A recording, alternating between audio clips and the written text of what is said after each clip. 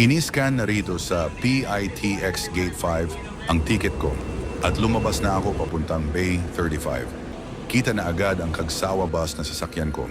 Umalis na ang Victory Liner at pumasok na ang bus natin. Kilala ang Kagsawa bus bilang isa sa may pinakamaayos na unit at serbisyo biyaheng Bicol. Seat 32 ako, window seat sa bandang likod.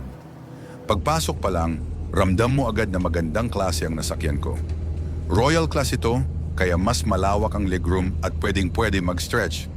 Sakto rin ang alis nila, alas 5:30 ng hapon kami nakaalis ng PITX. On time, which is good.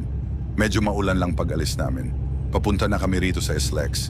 Heto ang malaking interchange sa Tambo, Parañaque.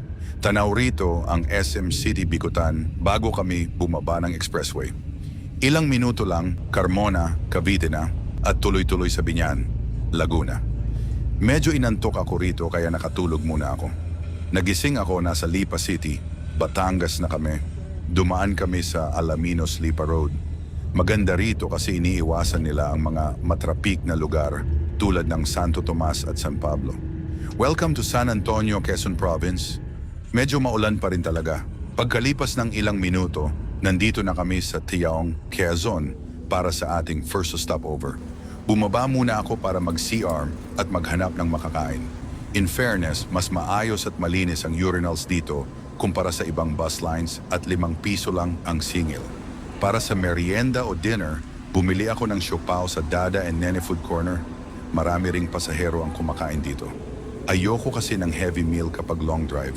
Sa unang kagat, akala ko puro harina lang, pero puno naman pala ng asado filling sa loob. Approved ang lasa, masarap at affordable.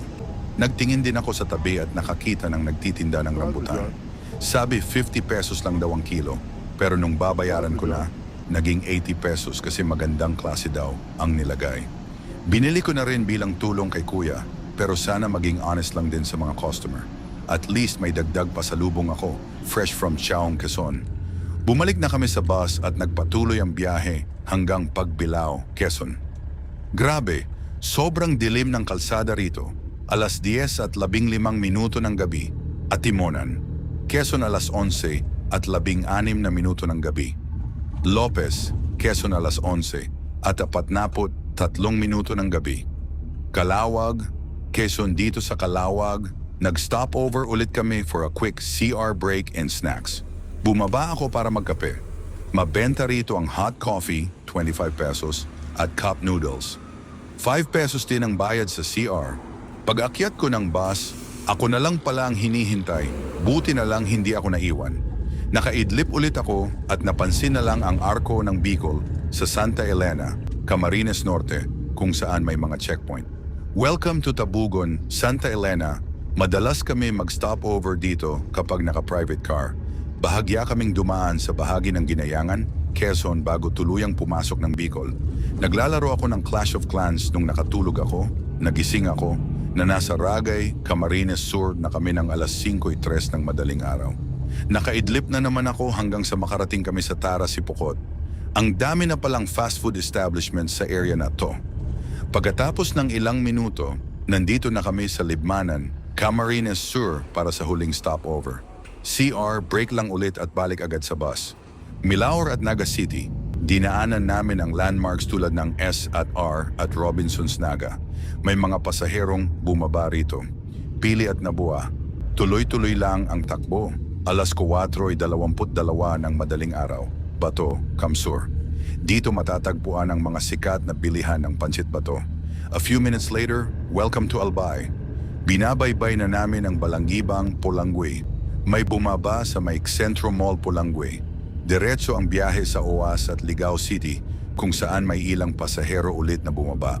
Malapit na ang Bukang Liwayway nang marating namin ang Ginubatan at tuloy-tuloy na sa Kamalig. Welcome to Daraga, Albay. Maliwanag na nung dumaan kami sa Diversion Road.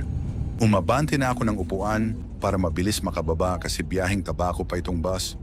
Welcome to Bogtong, Legazpi City. Lumiko kami sa Gogon papuntang Legazpi Grand Terminal. At finally, nakababa na ako ng bus ng 5:37 a.m. Inabot lang ng 12 hours and 7 minutes ang biyahe ko. Sobrang bilis at napaka-comfortable. Good job, Kagsawa Travel and Tours. Lumabas na ako ng terminal papuntang SM City Legazpi at nilakad na lang pauwi dahil malapit lang ang bahay namin dito. Salamat sa panonood. Don't forget to like and subscribe.